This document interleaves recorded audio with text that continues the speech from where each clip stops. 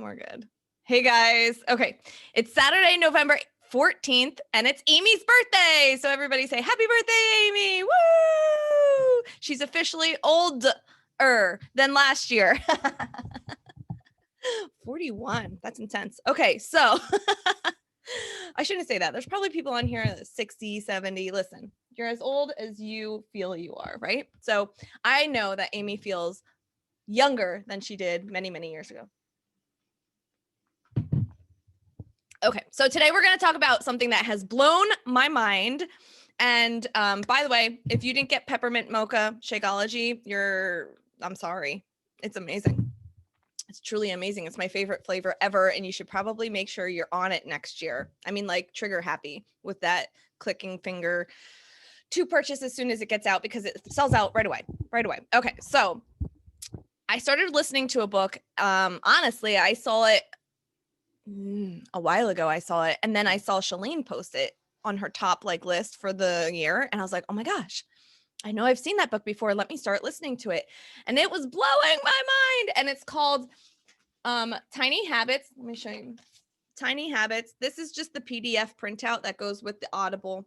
I like doing Audible a lot. And because they have this, I'm able to study it. He has all of the PDF, which is Tiny Habit, big PDF, right? So I was able to follow along and make notes while I'm listening, which was just amazing. It was like taking a class. And anyway, I'm not finished with it yet, but I had to share about these simple tricks about making habits in your life, and I'm beyond excited to make them work for me. Just by listening to the first couple chapters, I was able to really kind of break down some of the habits that I'm in and don't want to be in. He totally broke it down for me, and I was like, I had so many aha moments. I truly believe you need to get it. I'm only going to go over 2 or 3 concepts, but you need to get the book right now. I mean, Audible, Amazon, whatever you do, get the book. But here's the name of the book: The Tiny Small Changes Habits. Yeah, that's really bad for reading. Tiny Habits, the Small Changes That Change Everything. I guess that's the name of it. Okay, so amazing book, but I want to break down a couple things that will help you right now, this weekend, right? And I'll show you where my aha moments were. I'm going to scroll down to this piece right here.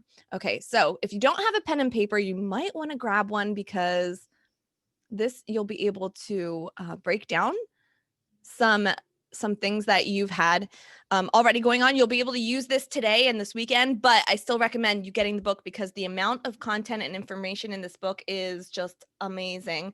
And I'm really excited to use this as a coach as well. So super excited about that. So those of you who just got on here, grab a pen and paper to take some notes because we're gonna have some fun. Okay, so mute yourself too if you haven't muted yourself. All right, so the Fogg behavior model. So the reason why it's called the Fogg behavior is because the person who wrote the book and came up with this is B.J. Fogg, PhD. So he's a doctor, which is cool. Doesn't really matter, but this is really amazing. I'm beyond excited to use this for myself and to share with my friends, you guys. Okay, so B equals MAP. So B stands for behavior.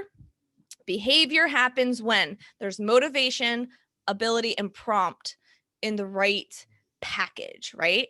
And when they converge at the same time. So behavior, any behavior, this could be for any piece of your life, and your children and your husband and your friends. So anytime there's a behavior that you either want to change or create, you can work with this formula to help make it happen. So if you're trying to get into a workout routine, if you're trying to eat healthier, if you're trying to remember to drink your Shakeology every day so that you have energy and your gut is in check and you are building up your immune system, then you're going to want to make sure you're looking at this formula to help create that change. So how do we work on it? So you have the formula, and then we have this model. Okay. So on the left side, let me grab, I don't need it. On the left side, you have motivation. On the left, the vertical axis, right? You have motivation, and it goes up from high down to low of motivation. I'll explain everything on here. So hear me out, right? On the bottom axis, on the horizontal axis, you have ability, right? So is it really hard to do, or is it really easy to do? And it's a continuum, right? So meaning it keeps going. So it could get easier and easier and easier, or harder and harder and harder, right? So you have this continuum. This little line here is the action line, okay? And I'm going to explain this in just a second. I'm going to use this example here because this is one of the behaviors that I want to change in myself, and it might be for you too. So in the book, he talks about a girl that he has, or a lady that he was working with, and she said, you know, I want to work out in the morning. I used to work out. I did great working out in the morning. And now all of a sudden, I just can't do it. And after really talking about her morning routine and what she does in the morning, she realized one of the reasons is I wake up in bed and I wake up in bed and hold on, I gotta let somebody else in here. I wake up in bed and I grab my phone and I just start scrolling, and I get like in this vortex, you know, this screened vortex, and I can't get out of it. And by the time I'm done, hey guys, make sure you mute your phones. Thanks so much. By the time I'm done and realize and like stop myself from scrolling in the morning, the time in which I had to do my workout is gone. So if any of you can relate to this, please give me some kind of sign. Like, get in the chat. If you don't know where the chat is, find it. Get in the chat. Tell me. I want to hear about it. Is this a problem for you? Because it hit me in the gut. I was like, I do my workout in the morning, but let me tell you, I spend way too much time when I wake up scrolling on my phone, and I get into this like crazy vortex, right? Ashley says she does. She plays games instead of scrolling. So yeah, whatever it is that gets you. Amy said nighttime I do that. So this is actually going to help all of us. But the first thing is, do you want to change it, right? And so Courtney says she watches people's stories. It's great. Everybody has their thing, but it's always linked to the phone, right? And I feel like first you have to want to change it. So this woman, she wanted to change it. She's like, it's really not something necessary in my life, and I wouldn't mind changing that so I can actually get my workout done, right? So I can stay on task. And so that's a huge piece, is figuring out what's in the way, right? And for her, that scrolling behavior, that vortex of being on her screen, was in the way of her working out. And so he walked her through asking a couple more questions. And what they realized is, for scrolling in bed is a habit, right? So looking at the model, scrolling in bed is the habit. Is it easy to do? Yeah, it is very, very easy to do, scroll in bed. And is it high motivation? Well, yeah, she loves to see her friends and family, and she loves to connect with people. So there is high motivation. And because of that, I'm going to make this a little smaller so I can see it on my screen. Because of that, it's here, right? High motivation, easy to do. The little dot is here. That's her habit. And this action line, it's above the action line. So what does this action line mean? It means if you have high motivation, high motivation, and low ability, it's up here. So basically what he's saying is motivation and ability are related to each other, right? When it comes to taking action. So you'll take action if you have high motivation, even if it's hard to do. For example, you might have that dot might be over here, right? Above the action line. High motivation, hard to do. In other words, when you see people who are like, I lifted up the car off of the ground and I'm like a 120-pound woman because my son is trapped and I needed to move the car, right? High motivation, very hard to do. And she still did it, right? So anytime you see that, like people who have just crazy stories like that, or I had a heart attack and that's why I'm now eating right and I've been doing great all year. Well, that's high motivation, right? So it might be hard to do, but super high motivation. On the flip side, if it's super easy to do, you don't need such high motivation to do it. Does that make sense? So even scrolling bed is really easy to do. So even if your motivation was low, like it's not that big of a deal, but it's so easy to do. for example, when you do open your phone and you have alerts and you don't really need to see the alerts, not super high motivation. That's not why you open your phone, but there they are right in front of you. They're easy to click on, like super, super easy to click on. You end up doing it, right?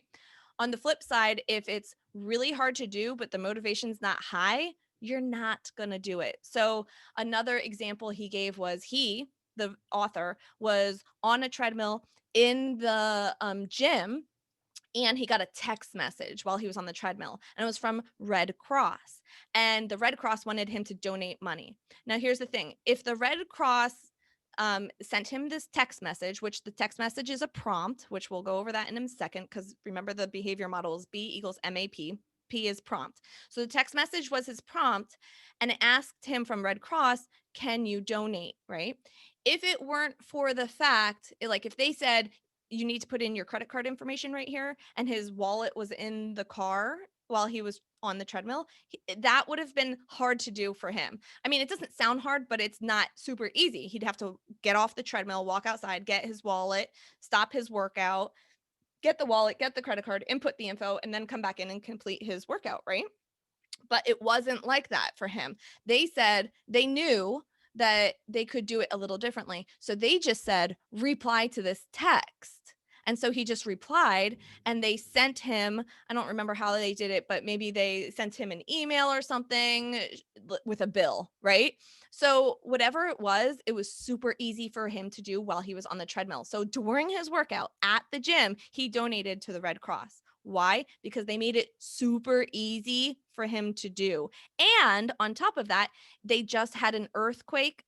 I can't remember. And I think it was the earthquake in Haiti. And he saw on the news all of these people who were victimized by this. And he wanted, motivation was high to help them, because he saw that there was this disaster and he wanted to help. So motivation was high just recently. Like, he just found out about this earthquake. Motivation was high, and they made it very easy to do. So it was above this line. So tell me in the comments, does this make sense? Does this behavior model make sense? Because knowing this, you can go through every single piece of your life and try to figure out what is going to help you with your habits and creating habits and hitting your goals. Because the whole purpose of looking at our habits and creating new ones is to know how to reach our goals, right? So put in the comments, does this make sense to you? Okay, so let's go over. Here's the one I was talking about before: mother protecting her child, high motivation, hard to do, but it's still above that action line, right? Here's one that shows the difference between easy and hard to do. So if somebody came to you and said, hey, I want you to read me this book out loud, the whole book, right? That's probably not very motivating for you to do, and it's difficult. Like, I'm not going to take the time out to just read you an entire book, right? But if somebody said, hey, can you show me the cover of that book? Now it's super easy to do, and it's not hard, and you want to show them, the motivation's there, kind of the same as what it was before, but it's so easy that it puts you above the action line to show them the book. So that's another example. Okay, so something else to keep in mind: as you do the action over and over and over again, it becomes easier to do, right? So if you said, I want to do 5 push-ups every morning, and you start doing it every single day, obviously the next week it'll probably become easier, and the next week it'll even become easier. So it's going to push itself over towards the easy to do even more so, right? And so your motivation doesn't have to be as high. Pretty cool, right? So this all made sense to me, and I'm going to show you how it helped me break down a bad habit that I'm trying to get out of, and that would be scrolling on my phone in the morning. So behavior equals MAP. So motivation, ability, and prompt. So the prompt piece is where we can really dive in and easily make changes in our life. So he talked to this woman about her habit of scrolling in the morning, right? And so what did he find out? He found out that the prompt of her scrolling in the morning was grabbing her phone in the morning. And she grabbed her phone in the morning because she had her alarm on her phone, right? So the prompt was the alarm on her phone. Then she had the phone in her hand and she just instantly went into scrolling. It was not something that she even had to think about. She just did it. And then she realized half an hour, 45 minutes later that she's been awake for an hour and should have done her workout and didn't do it, right? But the prompt was the alarm being on her phone. So a very, very, very simple thing that they realized they had to do was to remove the prompt, right? The prompt of her alarm. So what they decided was they tried different things. They tried having and I related so much to this because I did the same thing in the past. I tried putting my alarm in my phone, charged it in the bathroom, which is like away from my bed, and had the alarm go off in the bathroom. So it made me actually get out of bed. But what I realized is I would just get up out of bed, I'd go to the bathroom, I'd grab my phone, I'd turn off the alarm, right? Then I'd go to the bathroom and then I'd go back to bed with my phone in hand. This woman in the book, also tried another thing. She said, well, why don't I try putting the alarm, the phone, charge it outside of my kids' bedroom? So when the alarm got off, it would bounce me right out of bed so I wasn't waking up the kids, right? So she tried that, but still didn't work. The thing that ended up working for her was that she had to buy an alarm clock and not use the phone. And so when she bought the alarm clock and she put it next, in her room and then put her phone in the kitchen to charge, then she wouldn't grab her phone until it was time to grab her phone. Does that make sense? So she wasn't getting it until she went down into the kitchen. So she realized at that point when she started doing that she didn't even have to work hard to create this habit of working out. She just did it because she took away the thing that was preventing her from doing it. So that might not be what would work for you, but the point is that she was able to look at this formula, break it down, figure out the prompt, remove the prompt, but she had to try a couple things, right? And then she was able to do it. But the biggest part was she wasn't beating herself up in the meantime. She wasn't mentally abusing herself, saying, what's wrong with you? Why can't you just get your workout done? Oh my gosh, we're just going to have to try again tomorrow. And just beating herself up along the way. What she realizes that there's prompts outside of her that were keeping her from doing it. And it's her responsibility to change those prompts. But ultimately, she didn't have to beat herself up over her willpower and over her motivation and saying, well, if I'm just motivated enough, I would just do it, right? She was able to have a formula that actually helped her get there and took it off of herself with the horrible way she was speaking to herself, right? Over not doing the thing. I think this formula is amazing. And I think you can really break it down and pick out any one of your goals, right? And figure out the habits that can go around that goal. So here's a couple steps that you can do. Let me move this around. Here's a couple steps that you can do to make this work in your life. Okay. So grab your pen and paper, and I want you to figure out a goal that you want, an outcome, right? So whether it's I want to lose, and be specific as you can. I want to lose 10 pounds. I want to hit Success Clubs every month. I want to go on the Success Club trip. I want to I'm just trying to think of other ones. Help me out. Put some into the chat that you might think of that you would want to do. I want to save $3,000. I want to pay off my credit card debt. I want to think of an outcome goal, right? That you want, that you're working towards. Once you have that, you put it in a little bubble on a piece of paper. You're going to brainstorm, right? So I'm wondering if I can find it on here just to give you an example. Put it in the middle of your page, write down that goal, and then you're going to think of different ways, different habits that you can create to reach that goal. So here's one. This person wanted to reduce their stress, right?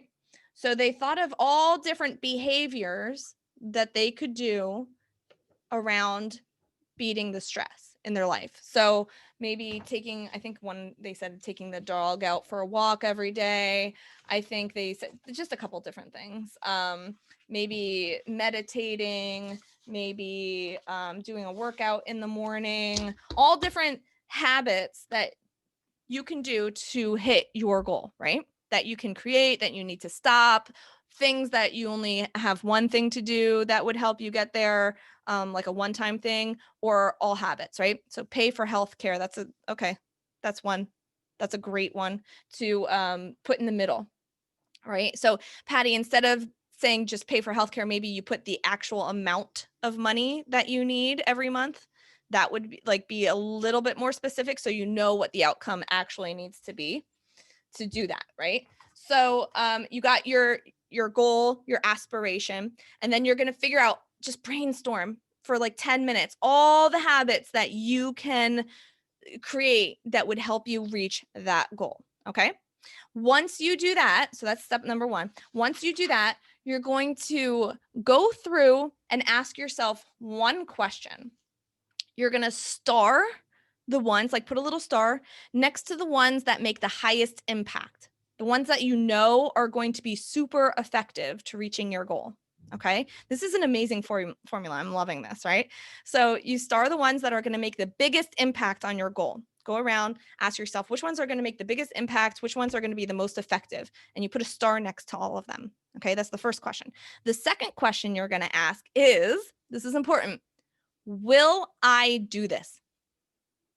Will I do it? Can I do it? I mean, be honest with yourself, right? And go around to the starred ones that you just starred and ask yourself, will I do this? Can I do this? Right? Really ask yourself that question. At the end of this process, you find the ones that are circled and starred both, and those are the goals that you're going to, or the habits that you're going to work on first. Now, if you don't have any that you circled, if you're like, I know myself, I'm not going to do that. Try to take the ones that you starred and break them down to smaller pieces. So for example, say you said, I want to lose 10 pounds, right? And you're like, one of the habits is I want to drink 100 ounces of water every day, right? And there's a whole lot of other ones. But by the time you were done and you starred all of these, you realize that all the ones that were starred were just too much. Like, that's over ambitious. I know myself, I'm not going to stick to it, right? I've tried it before, never really stuck to it. Then I want you to break it down. So maybe one of them was drink 100 ounces per day. Maybe you break it down even further, put a line, a little arrow, and say, okay, maybe I drink 25 ounces in the morning or between lunch and breakfast, or maybe it has to be even further. Maybe I drink a cup of water when I first wake up. Whatever, you just break it down until you find the one that you know you'll stick with, right? Then you only stick with that one. If you want to do more that day, great. That's fine. It's bonus, right? So let's say exercise was one, and then you went down further and down further. Finally, you're like, okay, I'm not going to commit. I know I won't commit to a 30-minute workout every day. So I'm going to go down to 10. Maybe I won't do that. You know what? I'm going to do one push-up every morning. Maybe you can't do a push-up yet. Maybe you can't do a real push-up. So maybe you even change it further. I'm going to do 2 wall push-ups in the morning when I wake up, right? If that's as low as you have to go till you commit fully to it, do that, right? Anything above that is bonus. So maybe you try a normal push-up, right? On top of your 2 wall push-ups. That's bonus. What this does is it really creates this amazing confidence in you as you learn to do these habits every single day. Most people are too hard on themselves. They are too ambitious at the moment of creating the goal or the habit, and then they get really down on themselves for not sticking to the habit. So the more we can stick to something, the more we can take that goal or that habit and really stick to it, then the more confident we will become, and the more this will snowball into something even bigger. And so a lot of people might get upset at first, like, well, that's going to take too long.